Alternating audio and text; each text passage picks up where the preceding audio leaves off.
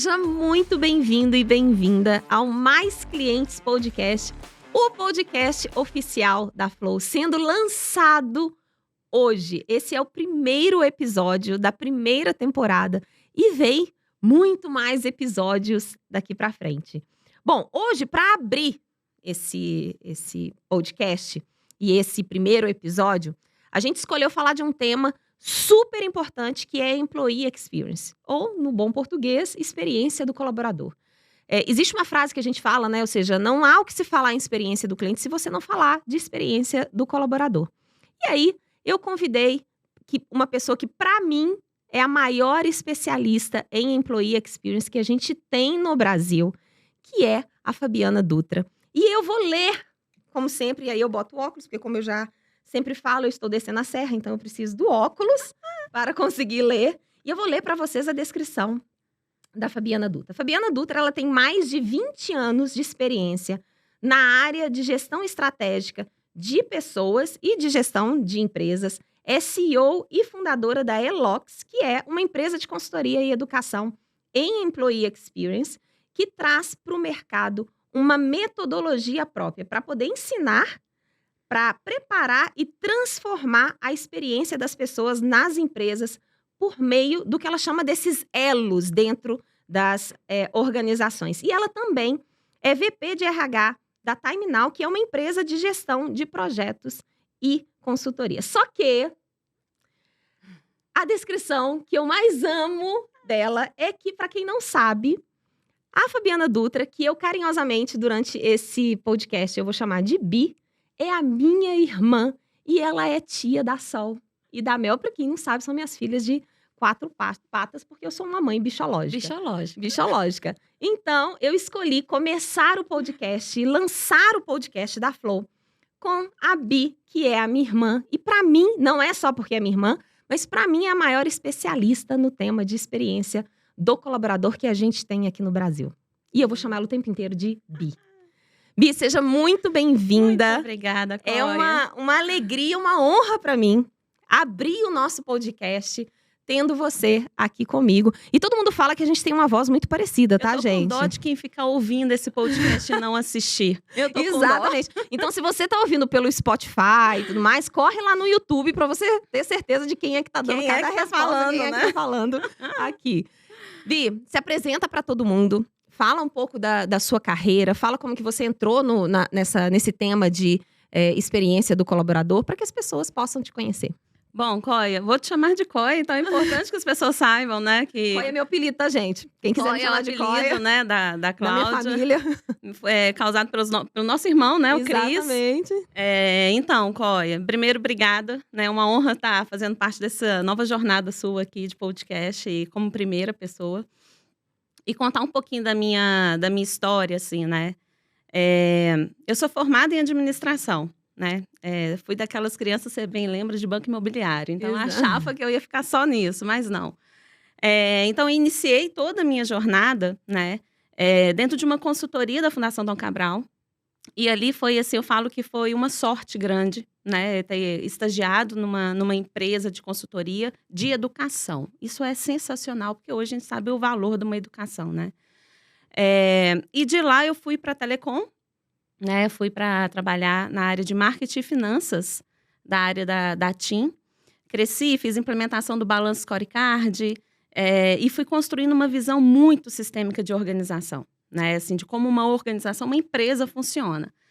E depois eu fui convidada, apaixonada por carros, né? Fui aí, passei no processo seletivo da Fiat, que foi uma experiência incrível, porque eu passei, descobri que eu estava grávida, neguei e voltei, e consegui ainda voltar um ano depois. Então foi, assim, incrível, né? A Fiat abriu as portas para mim um ano depois, novamente. E daí eu iniciei minha jornada em gestão de pessoas, em RH, né? Então, falando de experiência de pessoas, contando um pouquinho da minha experiência. Eu era uma colaboradora que veio da área de marketing e finanças, não entendia nada de gestão de RH. Vocês imaginam como é que foi o processo da minha experiência, né? Mas eu fiz disso uma lição aprendida mesmo, né? Da gente se adaptar, da gente ter resiliência, da gente buscar formas de usar diferentes experiências no momento que você está, né? E daí eu passei por, né, entrei como analista na FCA, antes era Fiat, aí depois foi a integração com a Chrysler, a gente implementou a planta na Jeep. E foi em 2012, você já falava comigo há muito tempo, né? Bia, estuda Employee Experience. Eu falei, gente, o que é Employee Experience? Eu lembro direitinho da gente ter Acabei essa de entrar no conversa. Recursos Humanos, tinha 2 anos mais ou menos que eu estava no RH. Eu falei, aí ela falou, estuda isso, porque isso é o futuro. Você lembra? Eu lembro lembro, na sala de na jantar. sala da casa dos nossos pais, Na exatamente, sala eu falei com ela. Da casa Falei, lá do Bia, papai. estuda Employee Experience, porque esse é o tema que vai bombar no RH. Foi. E eu tô assim, gente, e aí, no projeto da Jeep, em Pernambuco, nós tivemos um presidente global no projeto, né? E ele trouxe uma visão global muito de experiência, né? Ele era aquele gestor, CEO, e fica aqui, né? Primeira dica, né? Um CEO global sentando na cadeira para ver qual que seria a experiência no momento do almoço do colaborador, Olha, né? Isso diz muito mais, né? Do que sentar numa cadeira, sobre valor, né? E isso me chocou muito. E ele trouxe uma fala que eu lembro muito, né? Que ele chegou e falou assim, se eu quero uma linha de produção com qualidade, isso tem que permear o dia a dia do meu colaborador. Ele falou assim. E aí, né, você já jogando, né, as pedrinhas lá, estuda isso, estuda isso, estuda isso. Eu falei, vou começar a estudar. Então, em 2012, eu comecei a fazer esse estudo. Muito ainda, né, porque não tem, né, Coy? Eu acho que uma coisa que é importante a gente falar é o quanto que a gente não tem referências robustas, né? Porque a gente tem muita coisa no mercado, mas assim, referências robustas, consistentes, para entender o que é a experiência do cliente, experiência do negócio, experiência do candidato, experiência do empregado. E eu lembro que na época, turma, eu assim, não falava muito inglês, então foi duplamente desafiador. Mas a gente acabou implementando uma ideia de gestão de pessoas dentro da planta da Jeep, que foi o Communication Center, vinculado aos macroprocessos da organização. E aí a gente começa a conectar algumas coisas, né? E foi ali o gatilho que eu tive, assim, para estudar, aprofundar mais em Design Organization, mais em experiência e começar a fazer algumas conexões. E por nossa, isso... gente, a gente tem... Você está vendo? O pouco que ela falou aqui, na minha cabeça já deu. Eu tenho que perguntar isso, eu tenho que perguntar isso. Eu preciso ter um papel aqui do lado para ir... Não, mas vamos começar, assim, do básico, para quem nunca ouviu falar dessa expressão de experiência do colaborador, Employee Experience. O que é Employee Experience, experiência do colaborador? Então, vamos lá. Employee Experience são todas as interações que os colaboradores têm ao longo de toda a sua jornada. Então, ele pode ser um candidato e tem algumas interações, né? Ele é colaborador, ele tem algumas interações. E como ele sai dessas interações? Então, experiência é a emoção que é criada após interações. Essa vivência que ele tem, né? Eu gosto muito do Jacob, ele fala que é tudo. Né? Assim, desde o momento que o colaborador acorda para ir para a empresa, ou abre o computador, porque hoje em dia a gente está no híbrido também, e começa a interagir com sistemas, com processos, com pessoas, com fornecedores, com informações, né? Então, é isso tudo. E aí, Coy, tem um ponto que eu acho que é muito importante, né? Uma coisa que eu aprendi muito estudando Employee Experience é que a gente precisa entender conceitos, né? E não simplesmente soltar palavras. Boa. Então, quando a gente fala, né, de experiência do colaborador, a gente não está falando de engajamento. Olha que interessante. E hoje, quando a gente mais olha os temas de recursos humanos, todo mundo está falando de engajamento. E sabe uma coisa que eu acho interessante? O engajamento sempre é o objetivo final, quando na verdade ele deveria ser meio. Exato. E tem um conceito que eu acho que hashtag fica dica para todo mundo. E a gente pode estar aí falando dos livros, né? Tem um livro que chama O Poder do Engajamento, das Interações. É um livro que todo líder e todo profissional de RH e CEO deveriam ler. Né? Muito bom. Fica a dica, hein, Fica gente? Fica a dica. Ele é em inglês, tá? Então, é The Power of Interactions. Mas é muito importante ler esse livro. Por quê? Interação é algo que me traz vivência. Envolvimento é algo que me faz ser comprometido. Olha que interessante, né? Muito bom. E o engajamento é uma pílula que você joga constantemente que tem início, meio e fim. Eu quero engajar as pessoas agora a pensar de forma ágil. Eu quero engajar as pessoas agora a diversidade. Eu quero engajar as pessoas agora a eficiência de custo. Ela tem início, meio e fim, né? Você cria campanhas de início, meio e fim. Então, o primeiro ponto que eu falo é: busquem as melhores experiências para as pessoas dentro das organizações nas interações. Muito e elas, bom. consequentemente, irão se envolver, ou seja, elas irão se comprometer. Por exemplo, a gente sabe que não existe países maravilhas dentro das empresas, né? Acho que você ter esse olhar maduro é muito importante para a gente não criar também aquela geração que quer um ambiente só, né, Do escorregador, da bolinha, do Exato. puff, dos snacks. Exato, né? Não é sobre isso. Ponto. Você pode ter isso tudo e a pessoa ir embora da sua empresa. Quando a gente fala de interação e envolvimento, é mais ou menos assim. Eu sou vendedora, tá? Eu sou uma vendedora que eu tenho várias interações dentro da minha empresa. Mas eu entendi todo o significado das minhas interações, tudo que eu preciso passar para o meu cliente. Porque, afinal de contas, eu vou vender um produto, um serviço, o que for. Quando você tem algum problema nessa jornada do cliente, você sendo colaborador, você tem algum problema na jornada do seu cliente, você está envolvido, né? Você sabe o comprometimento que você tem que ter para fazer aquilo ali dar certo de alguma forma. Exato. Por mais problema que você tenha. Então, assim, para o colaborador chegar nessa perspectiva, as interações dele têm que ser muito positivas. Então, um pouco sobre E esse é o principal tema desse primeiro episódio, né? Ou seja, como é que a gente consegue conectar a boa experiência do colaborador no dia a dia com a sua organização, a boa experiência do cliente no dia a dia de relacionamento com essa empresa, né? Ou seja, como é que a gente conecta essas duas coisas? Porque geralmente eu falo, a empresa pode desenhar os melhores processos, ter as melhores tecnologias, os melhores sistemas, os melhores fluxos. Se no final das contas, ali na interação com o cliente, aquele colaborador escolher, porque é uma questão de escolha baseada em várias coisas, entre elas a experiência que tem dentro da empresa.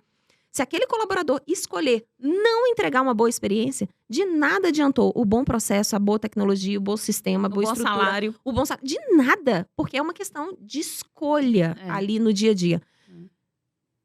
Como é que você tem visto as empresas trabalharem essa conexão de experiência do colaborador com a experiência do cliente?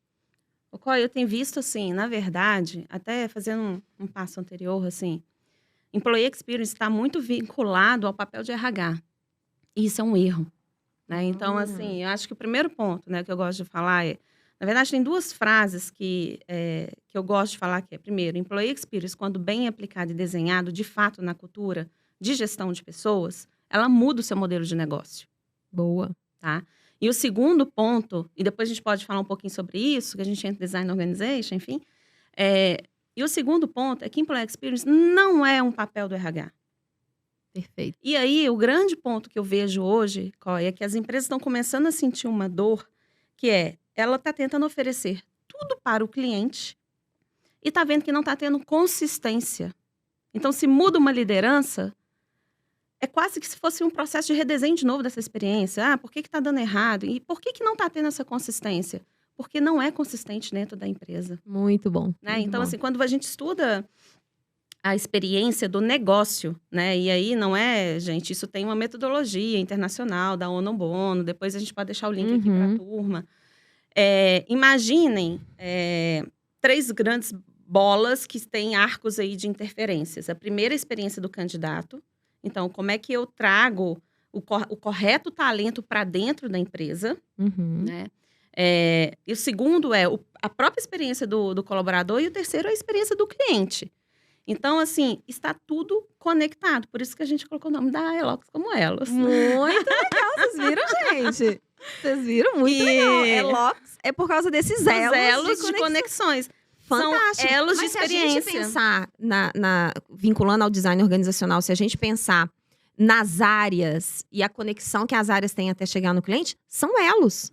São elos, e aí nós vamos entrar aqui, mas enfim, gente, a cabeça de nós duas é uma coisa assim, né? Nós temos que ter calma. Mas depois a gente pode falar um pouco sobre o impacto dos silos organizacionais na entrega de experiência, né? Mas assim, então voltando à sua pergunta.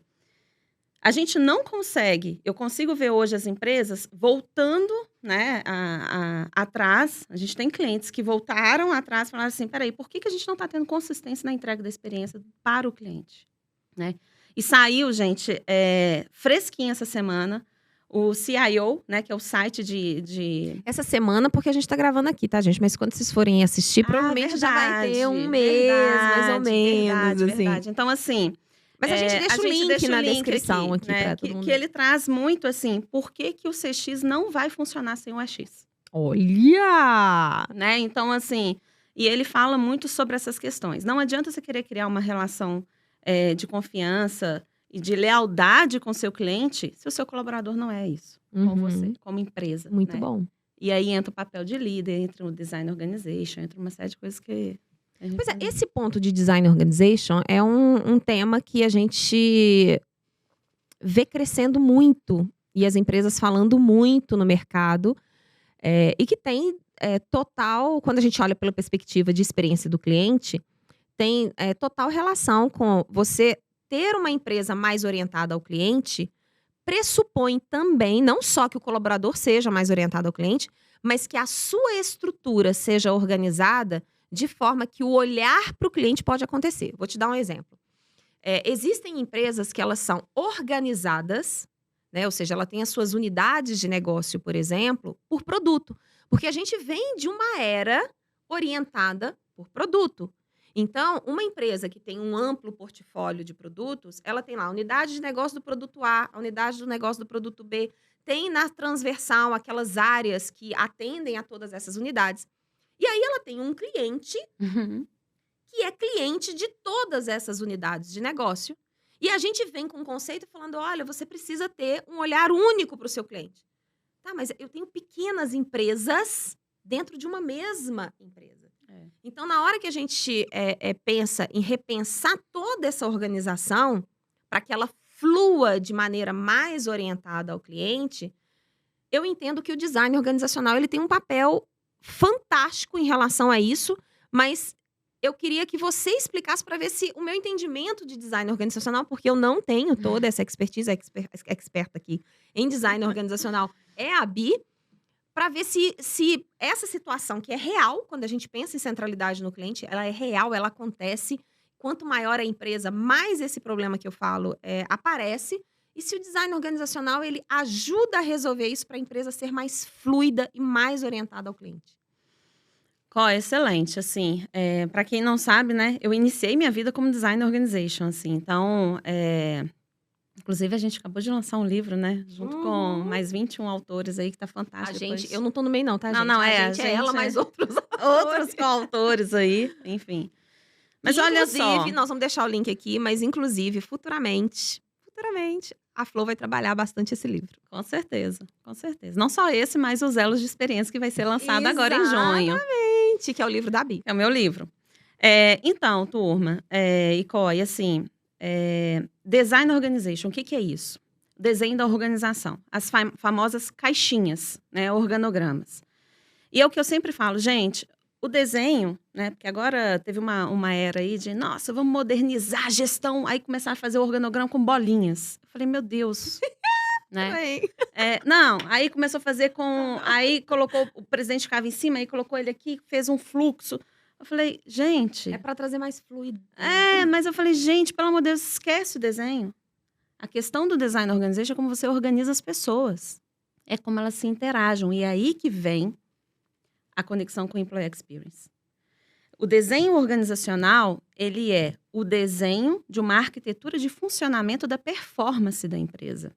Muito bom. Então, a gente até fala que o futuro do profissional de RH é ser um arquiteto de experiências. Né? A gente pode falar disso mais para frente. Mas, assim, quando você faz uma análise organizacional, a primeira coisa que você precisa pensar é, o que eu vendo? Né? Então, você falou de indústria automobilística, né? Eu trabalhei muitos anos lá e realmente assim, são as plataformas dos veículos, normalmente compacto, small car, SUV e tal, e todos os processos de suporte. Exatamente isso que você falou.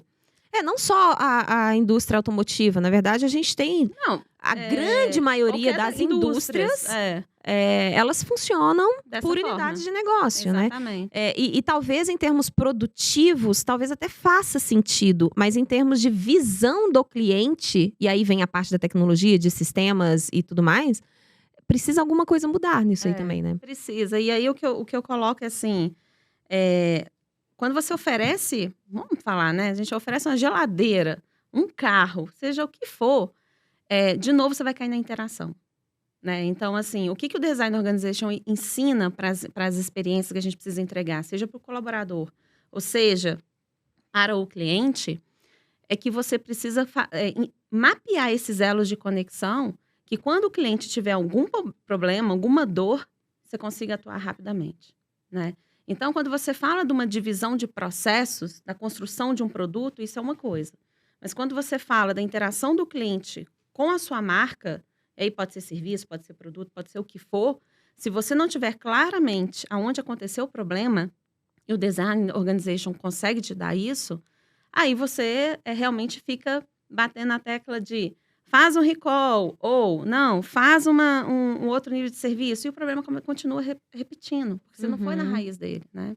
Então, o design organization, ele fala sobre performance organizacional, ele fala sobre como as pessoas se interagem para entregar parte do que o cliente vai, né, vivenciar da experiência, seja do serviço, seja do produto, né? Eu gosto de falar assim, se a gente quer vender um produto de qualidade ou um serviço de qualidade, a gente precisa primeiro fazer aquela etapa que a gente fala do mapeamento da jornada, né, Coy? Desenha as personas primeiro, né? Porque aí você vai saber como o seu cliente vai se sentir quando, né, de acordo com cada problema que você está tendo ali dentro. Aí as pessoas falam, mas como é que eu vou desenhar uma estrutura organizacional de uma indústria focada na persona, né? Eu falei, não é do processo produtivo, é da resposta que você precisa dar. Exato. Né? Então, esse é um pouco sobre isso. Agora, você trouxe um ponto que talvez possa ser até meio polêmico, que é a questão que Employee Experience não é algo do RH. E você trouxe também o outro ponto de que, no futuro, que já começa agora, os profissionais de RH vão ser arquitetos de experiência, né? Qual é o papel do RH quando a gente fala de experiência do colaborador? Qual é esse papel? Eu vou falar não o que a Fabiana fala, tá? Eu vou falar o que David Urich fala, que é um dos papas de RH no mundo, tá? Ele fala o seguinte, o papel de um profissional de recursos humanos é suportar a liderança nas melhores experiências dos colaboradores. Ponto. É isso. E o que significa isso na prática, né? É como você faz uma excelente contratação, é como você traz essa experiência certa, porque quando você faz uma contratação, é uma aposta de ambos os lados, de quem contrata e de quem larga alguma coisa para ir para o seu lado, né? Exato. Então, assim, é uma aposta. Quando você está dentro, né? Quais são as dificuldades que o seu colaborador está tendo no dia a dia? Ele está tendo as informações? Ele está tendo contato com as pessoas que podem agilizar ou levar ele a ter visões diferentes, né? Então, o David Urich, ele traz muito isso. Que ele até fala que o cliente do RH não é o cliente interno. Até ele odeia isso, a gente também não gosta muito, não. O cliente do RH é o cliente final, né? Então, assim, o futuro do RH, para mim, quando a gente fala dessa questão também de arquitetos, é ele entender o seguinte, o que o cliente final, que compra o produto da empresa, está falando? Traz isso para dentro do RH e faz uma análise. Você vai achar ou um problema de papéis e responsabilidades, ou um problema de qualidade, ou um problema de competência. É isso. Ou das interações, né? Que vem muito de relacionamento, dessa questão. Isso é o papel estratégico do RH, que é conectar o negócio com a experiência. Fala de novo, competências.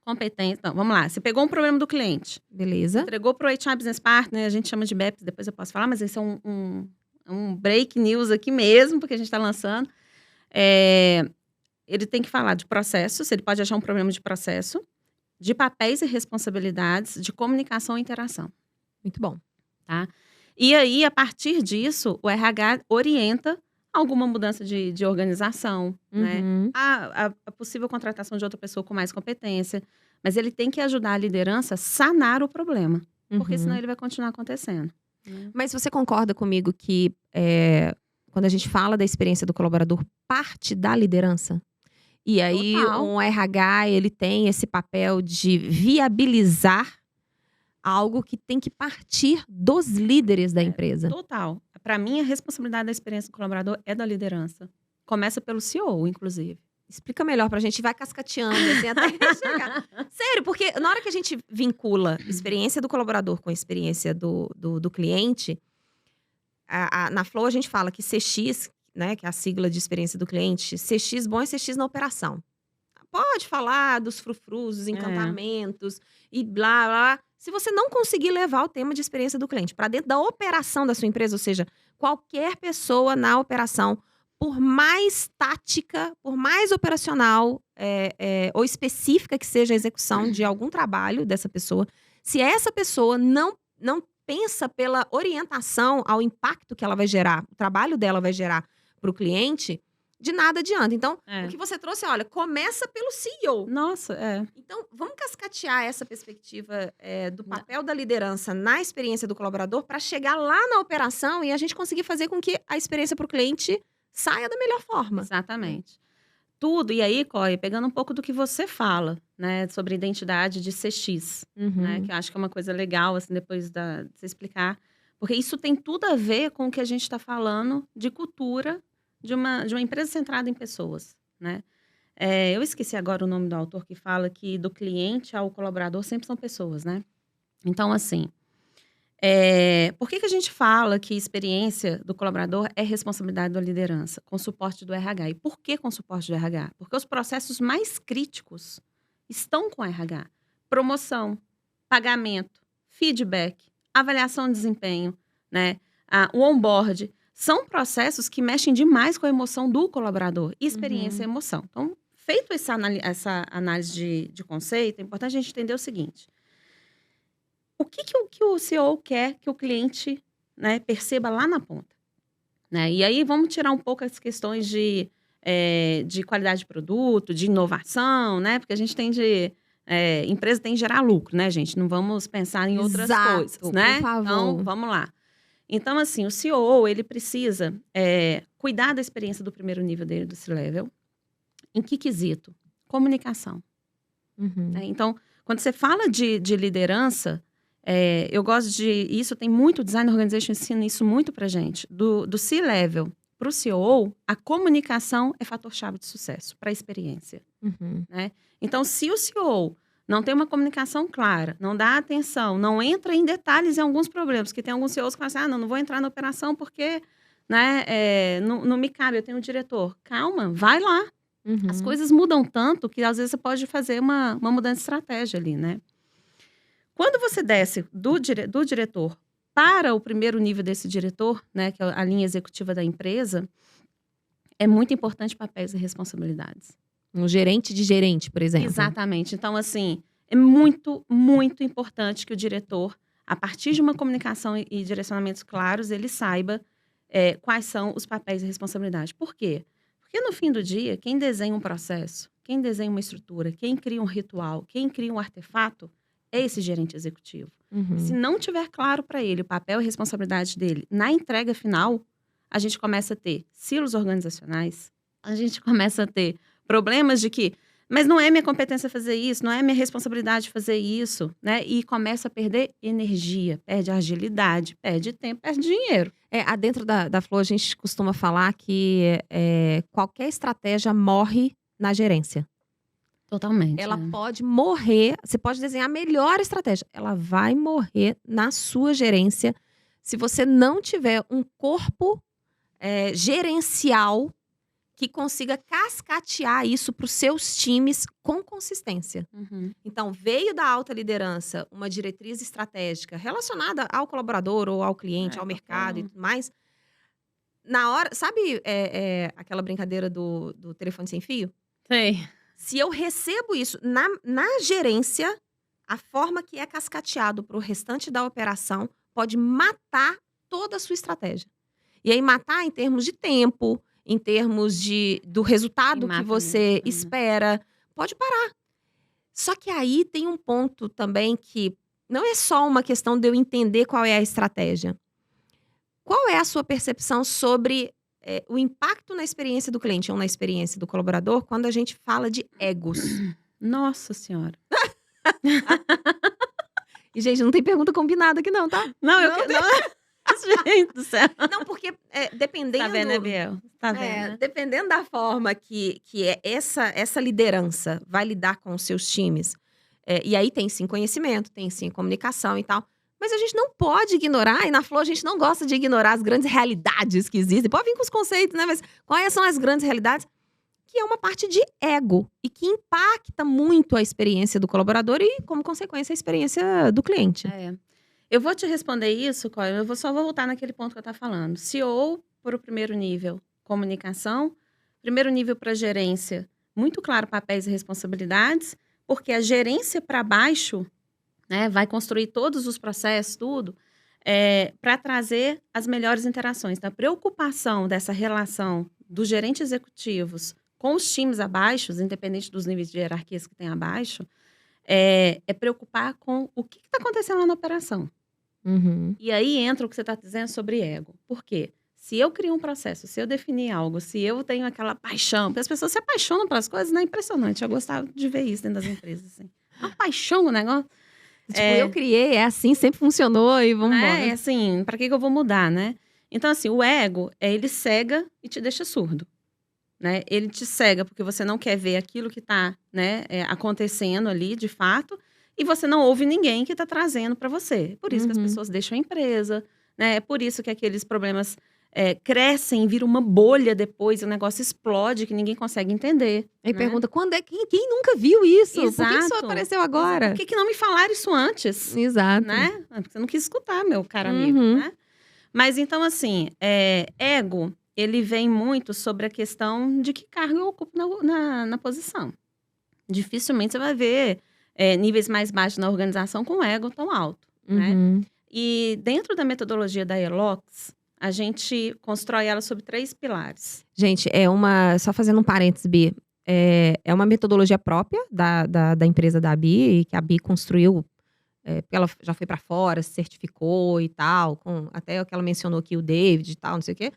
E ela tem uma metodologia própria. E o que eu acho muito interessante no trabalho que você desenvolve, Bi, e que eu não vejo isso em outras pessoas que falam de Employee Experience, é que você é a única especialista nesse tema que eu vejo atrelar ao tema de experiência do colaborador a perspectiva do negócio. Então, na hora que a gente olha toda essa experiência do colaborador pela perspectiva do negócio, a gente consegue conectar melhor o discurso com quem está na alta liderança. Exato. Então, essa metodologia que ela vai explicar agora, gente, não é uma metodologia que olha exclusivamente a experiência do colaborador. Não, de novo, na experiência do colaborador está no negócio, tá? Por que você contratou ele, né? E não se ele recebeu o kit de onboard, né? Tem que tomar esse cuidado. Então, vamos lá. Dentro da ELOX, aí para a gente conectar com a questão do ego. Dentro da ELOX, a gente fala o seguinte, a experiência do colaborador, ela é construída pela somatória de 3 grandes emoções, né? Os sentimentos, enfim. O primeiro que é a satisfação, né? E aí, não sou eu, né? É o dicionário, ele fala o seguinte, satisfação é quando você está satisfeito, né? Está ok com aquilo. Você tinha uma perspectiva de receber aquilo, você recebeu, né? Basicamente, é uma relação que a empresa não fez mais do que a obrigação dela. Né? Então, é assim, eu tô satisfeito com o computador que a minha empresa entregou? Tô, mas era obrigação dela me entregar. Porque se ela não me entregasse, como é que eu vou trabalhar? Não tá me contratando para trabalhar? Né? Então, acho que a empresa tem que tomar cuidado. E aí eu vou explicar cada parte, tá, Coy? Para chegar no ego. Por favor. A empresa tem que tomar cuidado, por quê? Porque às vezes a gente está se vangloriando. E por isso que eu tenho medo quando vai para o RH. Porque o RH se valoriza demais sobre o que ele já deveria estar entregando. Sabe, no onboard das pessoas, por exemplo. Assim? Não entendi essa parte. Entregar um computador, entregar um onboard que explica a cultura da empresa, o papel dele, a função dele ali dentro, explicar a estrutura organizacional, qual é o plano estratégico da empresa, os principais KPIs, isso é básico, gente. Né? Então, assim, acredite se quiser fazer o pagamento do salário das pessoas em dia. Meu Deus. Isso é básico, a gente fala, mas assim, né, tem sérios problemas sobre isso. É o que você chama de momento crítico da experiência, né? São os momentos mais críticos da experiência. Então, assim, satisfação é isso. Ele pode trabalhar numa Apple, ele pode trabalhar, sei lá, eu não vou ficar falando nome de empresas aqui, né? A gente se complica, mas... Exatamente. Né? Ele pode trabalhar numa empresa multinacional, nacional ou de local no bairro. Ele vai ter que receber isso. Não importa se é digital, se é online, se é alguém que está fazendo, se é presencial. Não importa. É o básico. É o básico. Tá. Né? É a regra do jogo. Né? Quando a gente vai para o engajamento, que aí é a minha grande preocupação, porque a gente trabalha o engajamento como se fosse experiência e não é. O engajamento é aquilo que me faz engajar. Né? É aquilo que me faz defender aquela ideia. Né? As redes sociais mostram muito isso. Hoje eu sigo uma pessoa, amanhã eu posso não seguir, porque mudou meu engajamento. Né? Então, isso para dentro do colaborador é a mesma coisa. Se você não estiver ali dando pílulas para ele o tempo todo para ele se engajar, e isso custa caro para as organizações, ele fica desengajado, ele não se engaja. Né? E vem o terceiro ponto que a gente chama que é a confiança.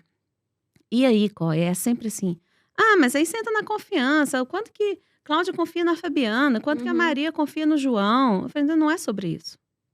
Isso é experiência. Como você mesmo falou, né, que o CX tem que estar na operação, a experiência tem que estar no modelo de gestão das pessoas.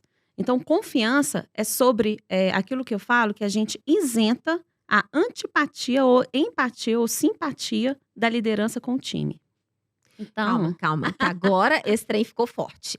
Agora explica tudo isso aí. eu gosto de falar o seguinte, a confiança é aquilo que me faz acreditar que, independentemente da liderança, o processo de gestão vai acontecer. Fazer a minha gestão, exato. Ele é tão coerente. É a forma da empresa. Exato. Tá. Ele é tão coerente. E por isso que eu falei do CEO. Porque se o CEO não deixa essa mensagem clara, essa comunicação clara, a gente sabe, né, que alguns mecanismos podem ser criados, né, para a gente valorizar mais A, mais B. E sentimento de justiça é algo que está sendo prioridade dentro de qualquer empresa hoje. Exato. Né? Então, assim, é o somatório de você ter a satisfação do colaborador, ter o engajamento dele e a confiança dele que vai entregar uma experiência. Aí vocês vão perguntar assim, Fabi, mas e se eu entregar a satisfação e engajamento? Você não entregou a confiança. A confiança está no modelo de gestão. Eu vou dar alguns exemplos, que eu acho que tangibiliza isso. Hoje as empresas estão falando muito de diversidade, né? Qual que é a regra de jogo de diversidade? Respeito. Isso é satisfação. Isso gera satisfação. Ou seja, respeito é algo básico. É básico. Que está vinculado ao primeiro sentimento, que é a satisfação. Então, se uma empresa não age de forma rígida e rápida, quando falta um respeito com uma diversidade de alguém, né? Se você não pega a pessoa e manda ela embora, desculpa, você nunca vai engajar essa turma. Não, e basta uma única vez, né? Exato. Se você vem com todo um discurso de diversidade, inclusão e tudo mais, e traz aquilo, mas no dia a dia acontece alguma situação que vai contra esse posicionamento que você tem de diversidade e inclusão. Vai uma ação só, e você passa panos quentes em cima daquilo ali, acabou, você pode vir com qualquer outra coisa que mata. Gente, eu não sei onde eu li isso, talvez você pode me ajudar, mas assim, tem um autor que ele falou, eu acho que foi o John, que ele falou o seguinte. John é ótimo, né? Porque John serve John tem outro, né? John Pavlov, gente. John serve pra, tipo, né? Todo mundo. Não é Biel, não é Biel, é John. Não, mas o John comentou, continua. John Pavlov, gente, ele é um dos especialistas. Mas a gente deixa aqui também. Mas ele é um dos especialistas de Employee Experience, que ele fala o seguinte. Nem sei o que a gente tá falando, não esqueci. Não, a gente tá falando de diversidade e inclusão, que basta você errar uma vez. Que ele fala o seguinte, o nível de tolerância das pessoas, quando a gente tá falando de experiência, é baixo. Por quê? Uma experiência negativa, ela nunca é esquecida. Então, você pode ter uma experiência positiva o tempo todo. Aconteceu um ponto negativo, ou você trata muito bem isso, né? E literalmente calçar as sandálias da humildade e falar, erramos, me desculpa, vamos fazer disso algo para mudar realmente a cultura da empresa. Maravilha. Ou você perdeu aquela pessoa, né? Aquele colaborador. Então, quando a gente fala de diversidade na parte de satisfação, é isso, é respeito. É o que eu falo, gente, não vai querer fazer um programa de seleção, né? Só pegando uma minoria, né? Porque às vezes as empresas começam a fazer muito programa de minoria. Não lança só isso se você ainda não cuidou interno da sua empresa. Porque quando essa pessoa entrar, ela não vai encontrar o básico. Né? Não encaixa. Não é, eu falo muito sobre isso, não é questão de você ter a diversidade. É de você já incluir o pouco que você tem dentro da empresa. Aí você criou cultura, né? Então, satisfação, quando a gente fala tem uma diversidade, é isso. É o básico, é o respeito. Quando você vai para o engajamento, eu gosto de dizer que engajamento são todas as atividades dentro da empresa que tem início, meio e fim. Treinamento tem início, meio e fim. Campanhas tem início, meio e fim. A gente fez uma campanha na Fiat muito legal dos tomates, tá até no YouTube. Eu lembro. Gente, assistam essa campanha muito legal, que né? fala de diversidade e inclusão. Eu achei fantástico. Isso simples. Simples, mas que dá mensagem. Né? Super, eu lembro dela até hoje. É que eu falo que assim, o engajamento tem que trazer entendimento e envolvimento. Então, a gente vai deixar o link dessa campanha. Não vamos contar porque tem que gerar um impacto, né? Mas enfim. A gente vai deixar o link dessa campanha aqui nos comentários. Assistam pra vocês perceberem a sacada que eles tiveram. E até porque, às vezes, as comunicações internas dentro da empresa, como é que eu vou trabalhar experiência? Esse é um ótimo exemplo para quem é da área de comunicação interna né? E que quer trabalhar a experiência das pessoas, ajudando a empresa a ter uma cultura mais centrada nas pessoas. Então, assim, todas as ações da organização, uma campanha de diversidade, um treinamento de diversidade, uma palestra, tudo que inicia e termina, isso gera engajamento. Por que custa caro para a empresa? Porque se você fizer errado, você vai engajar errado ou não vai engajar. E se você não tiver uma estratégia de employee experience muito correta, você vai investir em coisas que mudou a liderança, começa tudo de novo. Vai ficar parecendo prefeitura quando muda o prefeito, que é de um partido, vai para o outro, para tudo, vai fazer. E tem um ponto, agora fazendo um parênteses aqui, né? Ontem eu estava conversando com uma amiga minha que trabalha nos Estados Unidos, numa empresa lá. E ela estava compartilhando com a gente um estudo que está saindo agora da Gartner. Eu adoro a Gartner para Employee Experience. Muito recente, que ela fala o seguinte: o tempo de permanência da liderança nas empresas vai ser o menor ciclo, vai ser no máximo 2 anos, 3 anos. Fato. E aí eu te pergunto, a cada liderança que entrar e mudar, nós vamos mudar a cultura da empresa? Nós vamos mudar o jeito de ser da empresa? Por isso que eu falo da confiança.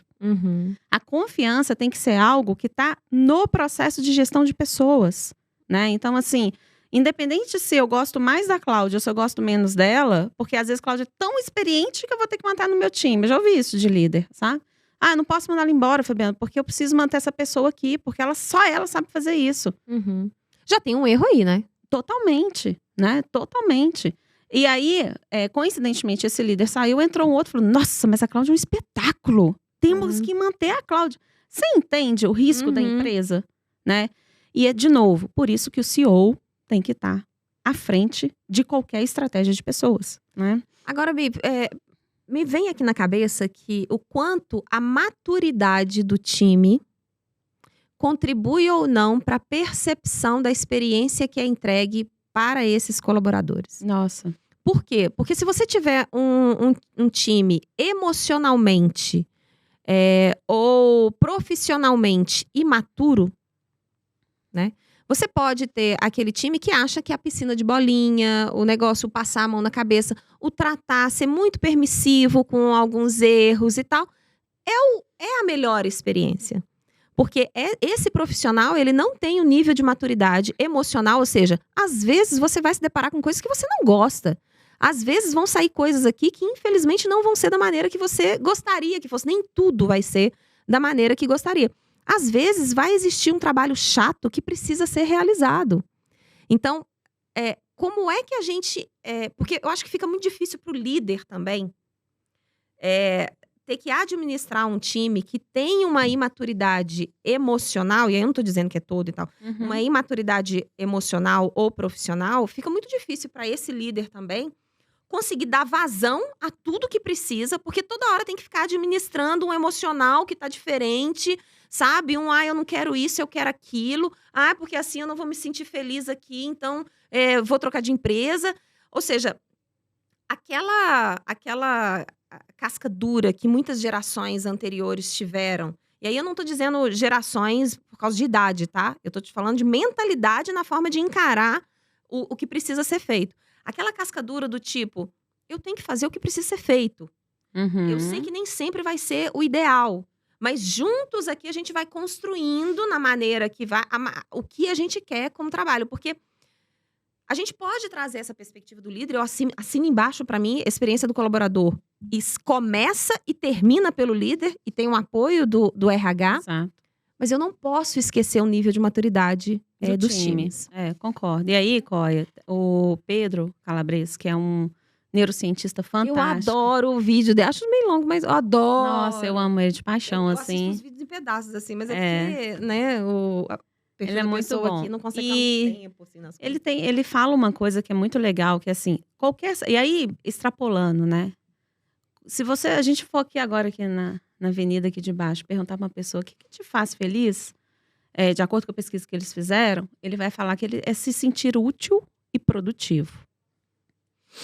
Né? Então, assim, vamos falar de maturidade das pessoas. E por isso o papel da liderança. Se a pessoa é imatura e ela se prende a um ambiente legal de trabalho, pela piscina de bolinha, pelo snack, pela forma que as pessoas puxam, não sei o que e tal, que é uma energia muito grande que a empresa entrou porque interpretaram de forma errônea, né, o modelo de negócio do Google, e depois eu posso explicar isso.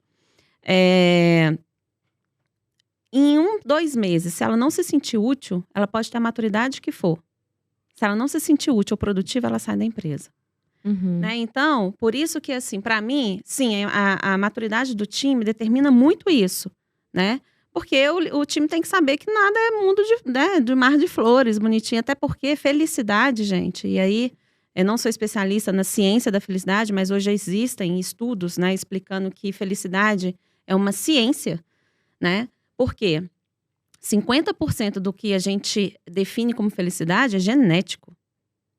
Você não consegue mudar. 50% da felicidade é genético. Por isso que você tem pessoas que, às vezes, têm um lado mais pesado. Eu preciso que você me mande isso.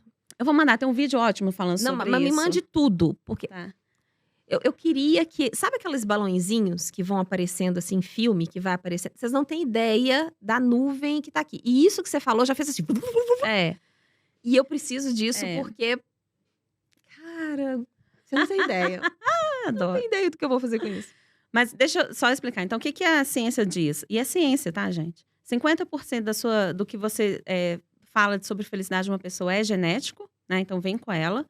E aí, eles têm umas explicações lá que eu não vou nem tentar entrar aqui, porque eu não sei nem falar os nomes que eles falam, né? Porque entra naquele negócio de higiene, de biologicamente, alimentação da sua mãe, enfim, o ambiente que a sua mãe estava e tal. 40%. Então, considerando a minha mãe, eu sou muito feliz. 40% tem a ver com as suas decisões. E por isso que a ciência da felicidade está vindo tão forte, treinando as pessoas a ser felizes, né, a ter práticas de felicidade, né, a ter leituras de felicidade. E 10% é o ambiente onde você está. 10%, gente, o ambiente que você está. Meu Deus do céu. Eu vou levar isso para vocês, né? É muito legal. A gente deixa no link aqui também o vídeo que tem da academia do... é de um japonês, esqueci o nome dele. Mas a gente deixa aqui o link dele. Então, assim, quando a gente pega essa imaturidade do time, se o líder tem claramente o que é o papel dele na experiência, ele vai fazer essa pessoa se sentir tão útil e produtivo que essas coisas que têm sentimento igual salário, né? A Fabiana pediu demissão, aí a empresa vai lá e dá mais 20%, 30% de aumento. Depois de 3 meses, a Fabiana está na mesma insatisfação. Não retém, gente. Exato. Não retém, né? Por quê? Porque não é um incômodo do salário, é um incômodo como ela se sente útil e produtiva. E aí, gente, olha como é que tudo se conecta. Organização lá atrás, a gente conversou da interação se conectando com a experiência, que a gente falou no início. Essa parte de ser útil e produtivo explica o que a empresa chama de propósito, mas eu gosto de chamar de significado das organizações. Quem acompanhou a Great Resignation nos Estados Unidos, as empresas aprenderam que se a pessoa não está se sentindo útil e produtiva no que a empresa está querendo entregar como legado para o mercado, ela não fica. Perfeito. Não fica, né? E às vezes é até melhor que não fique, porque ela pode ser feliz em outra empresa e a empresa também pode ser feliz em ter outro profissional que se conecte mais com isso. Exato. Né? Então, todo mundo pergunta, às vezes, Fabi, você fala que você é de RH e você fala que você não gosta de propósito. Eu falei, não é que eu não gosto da palavra de propósito, não é sobre palavras. É sobre como a gente está tratando algumas palavras, né? Romantizam demais coisas que não deveriam ser romantizadas, entendeu? Eu também não simpatizo muito com a questão de propósito, pelo simples fato de que todas as vezes que eu vejo essa questão, tanto para empresa quanto para pessoas, o propósito é algo muito amplo. Sabe, transformar a vida das pessoas e tal. Quando, na verdade, o meu propósito pode ser junto a você, junto ao Gabe, uma coisa muito menor, muito mais local, o impacto. Eu não preciso daquela coisa grande. E eu acho que muito da frustração que muitas pessoas podem ter nas suas vidas ou de uma empresa é justamente porque elas colocam como um propósito algo muito grande e difícil de ser alcançado. Ela não vê o avanço que ela tem de exercer aquele propósito. Então, cada hora ela está trabalhando num lugar e tal, porque em busca... Sendo que o propósito dela pode estar ali do lado, num dia a dia, na forma que ela se relaciona com a família, com o trabalho que ela executa, como que ela enxerga a vida e passa isso para uma próxima pessoa, sabe? E é interessante a gente falar disso, por quê? Porque esse significado, do como eu ressignifico uma situação ruim, por exemplo, uma experiência ruim, ou como eu crio significado para aquilo que eu estou fazendo, porque você pode criar um significado, concorda? Né? Eu acho o significado muito mais plausível. Eu adoro o significado. Ele é muito mais plausível porque você consegue levar pra ação mesmo. Falando, olha, se eu quero que signifique isso, que a identidade de experiência… É isso que eu ia falar, é isso aí. Ela cria um Olha significado.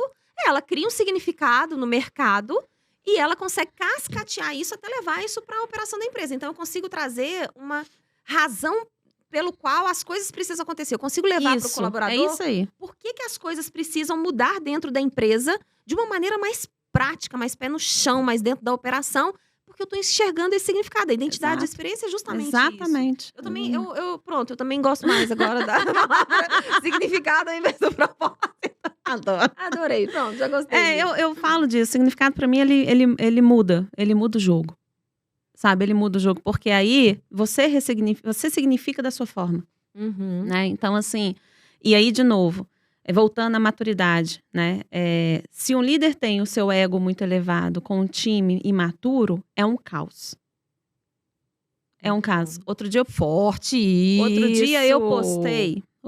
postei lá no Instagram um post, acho que eu coloquei no LinkedIn também. O mundo do faz conta. Quando você tem um líder, né? Quando as empresas elas deixam os líderes terem um ego muito grande e somados a algumas imaturidades, algumas leituras, aplicações de conceitos errados, né? Como o kit de onboard de experiência do colaborador, essas coisas assim, a gente está criando um mundo de faz conta. O kit do onboarding, gente, como experiência, é a mesma coisa dos mimos serem a experiência. Então, quando a gente começou no Brasil, que ficou mais forte o tema de experiência do cliente, e aí eu participo como curadora do prêmio de experiência do cliente da Track desde a primeira edição. E se a gente comparar os cases que foram aplicados pelas empresas na primeira edição para agora, a gente teve uma evolução e uma maturidade em relação à experiência do cliente muito grande. Mas os primeiros cases eram só de mimos para os clientes. Mas eu acho que a gente está nesse estágio em Employee Experience. Pois é, que é o kit do onboarding. Do onboard, que é o kit. Tanto é que, por exemplo, e foi. Agora você falando, me veio um flash aqui assim, a gente está nesse estágio. Né? Porque como despertou muito, acho que desde 2015 está despertando muito a questão do Employee Experience, né? Mas para mim, assim, hoje quando eu pego grandes, né, empresas que estão trabalhando, quando vêm conversar com a gente, e a gente começa a falar, não, mas me fala aqui, qual é o grande tema que o CEO está falando hoje? Não, transformação digital. Não, teve um que eu achei ótimo. Agilidade, Fabiana. Nós precisamos ser uma empresa ágil. Eu falei, ai, que legal. Quanto tempo que dura o seu processo de seleção? Aí a pessoa parou assim, o que isso tem a ver com experiência? Quanto tempo dura? Como que é o seu processo de seleção? Ele é ágil? Né? Então, eu até brinquei com eles. Falei assim, olha, porque tem duas coisas que é legal, assim. Você convidar os outros para ir trabalhar na sua casa, para ir visitar a sua casa, e você ir entrar pro banho. Isso é o onboard das empresas hoje. Meu Deus! Entende? Então é assim, olha. Gente, mas é verdade, presta atenção. Olha só. O líder quer porque quer uma vaga e um candidato top das galáxias. A gente acha essa pessoa e entrega para ele. E essa pessoa não vai receber essa pessoa. É exatamente essa sensação. Vem cá, vamos lá em casa. Uma empresa que eu trabalhei, né, uma multinacional aí que eu trabalhei, que no meu primeiro dia marcaram, você tem que chegar às 9 horas. Eu fui ser atendida 1h da tarde. Meu primeiro dia de trabalho. Pois é, e aí eu te pergunto. Eu fiquei de 9 a 1 numa recepção. E aí eu te pergunto, vamos falar do ponto… o líder esqueceu que era meu primeiro dia. Nossa, você foi pior de tudo, né, Bia? Mas eu gostei de comentar. Mas assim, então, Coy, assim, eu vejo hoje o RH, se o tema fosse tratado pelo CEO, né, ele ia exigir da liderança dele entender qual é o esforço dos problemas que a gestão está tendo, que as analistas estão tendo, os especialistas estão tendo, para não acelerar a empresa. Né? Porque tem isso, gente. Quando eu falei que Employee Experience muda o seu modelo de negócio, porque ele pode digitalizar mais rápido, acelerar o seu modelo de negócio, ele pode potencializar os talentos que você tem, né? Dentro da metodologia, a gente tem 7, e pode ficar para outro podcast, não tem problema, né, cara? Senão nós vamos ficar aqui o dia todo, né? Eu adoraria, como sempre, né? Mas tem 7 etapas e uma delas é sobre diferenciação de talentos. Olha para você ver como é que entra naquela questão da confiança, né? Assim como a confiança é gerada no processo de gestão de uma diversidade, quando você faz uma atração e seleção às cegas, quando você fala de diferenciação de talentos, hoje as empresas falam assim, por que eu não posso investir em 100% das minhas pessoas? Ou por que eu não tenho dinheiro, né? Porque o RH ouve isso sempre. Eu vou definir que 3% da minha população são talentos. Então, eu vou focar nessas pessoas.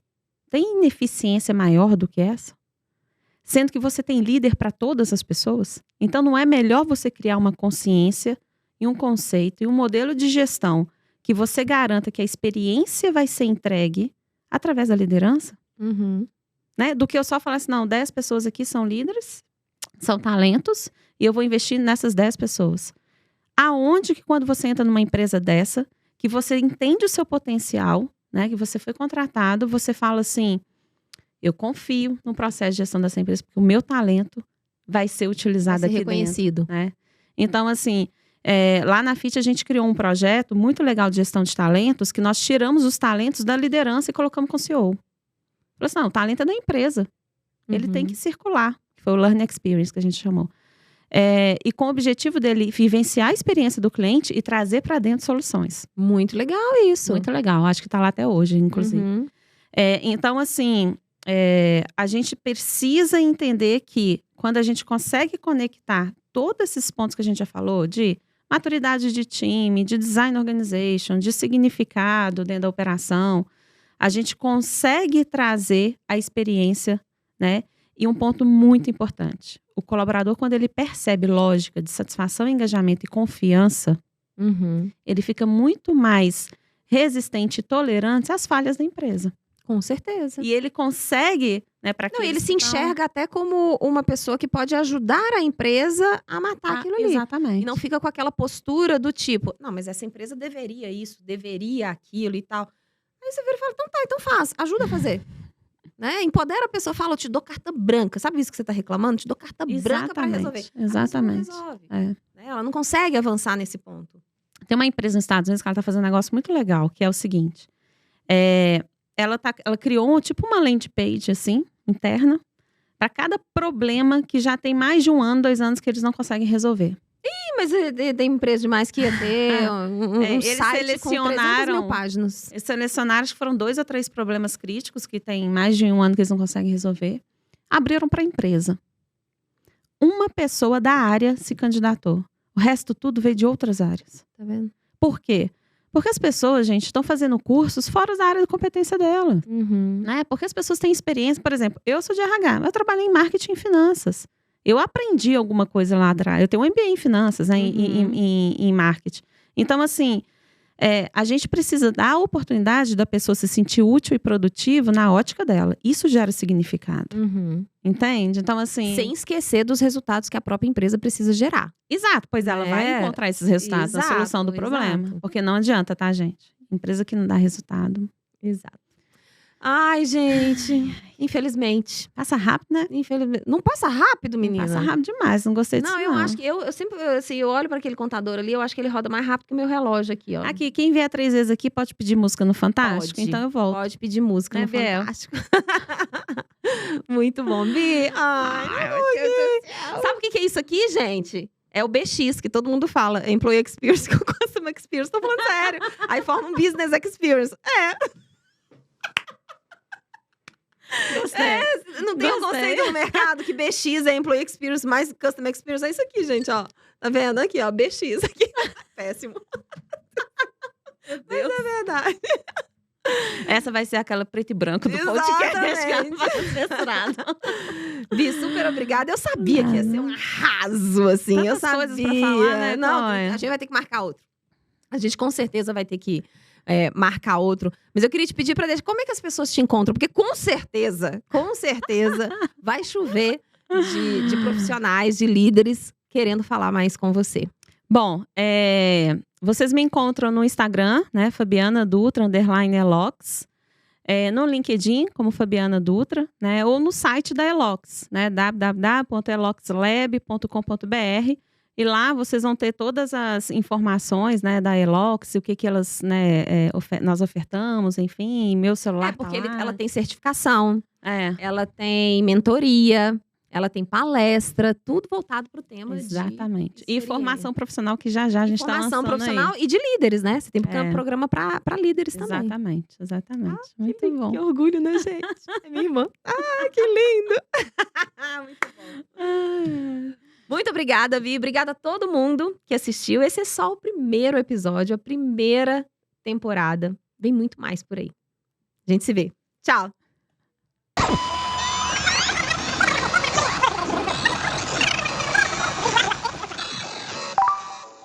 Pessoal, sabe quando você vai num show, aí a pessoa, o cantor ou a cantora desaparece, aí todo mundo fica, volta, quero mais. Voltamos aqui, volta, porque eu esqueci que a gente sempre fecha, a gente quer sempre fechar esses podcasts nossos. Nosso podcast chama Mais Clientes. Então a gente quer que cada convidado que vem aqui responda o que é o mais naquele tema que veio falar. Ou seja, Bi, o que pra você é o mais, assim, em relação à Employee Experience, que vai fazer com que as empresas tenham mais clientes satisfeitos, mais clientes promotores, mais clientes recebendo valor, mais clientes engajados? Ou seja, o que é o mais em Employee Experience? Para mim, o mais Employee Experience vai ser quando a liderança convidar o RH a participar da experiência do cliente. O que significa isso? RH tem que conhecer o NPS da empresa. Uhum. O RH tem que ser aquele incômodo diário, né? Do que o cliente está reclamando. Uhum. Porque o seu colaborador está reclamando a mesma coisa. Uhum. Né? Então, assim, eu vejo, né? Já estão falando do Employee Experience 2.0. E lá, eles estão conectando totalmente a experiência dos colaboradores com negócio. Que fantástico. Já deveria ser, né? Uhum. Já deveria ser. Então, para mim, o mais é isso. Para todo profissional de RH e liderança, e a gente tem uma cultura de não ter feedbacks, né, Có? E o feedback é muito importante para Employee Experience e para Customer Experience. Afinal de contas, a gente quer ouvir o que o cliente está falando, né? Mas quando a gente ouve, é para a gente melhorar. Mas quando a gente dá o feedback para o colaborador, é para ele melhorar. Olha como é que é diferente a visão. Exato. Agora, imagina se eu ouço o feedback dele para como ele pode melhorar. Né? Então, o mais fica isso daí. Valorizem mais os feedbacks de um outro olhar do colaborador e envolva o RH nos problemas do cliente. Fantástico. Agora obrigada. A gente vai? Agora a gente realmente vai. Agora o show vai acabar. Mas a gente promete que a gente vai trazer mais esse show que é a Bi. Obrigada, gente. Beijo, até o próximo.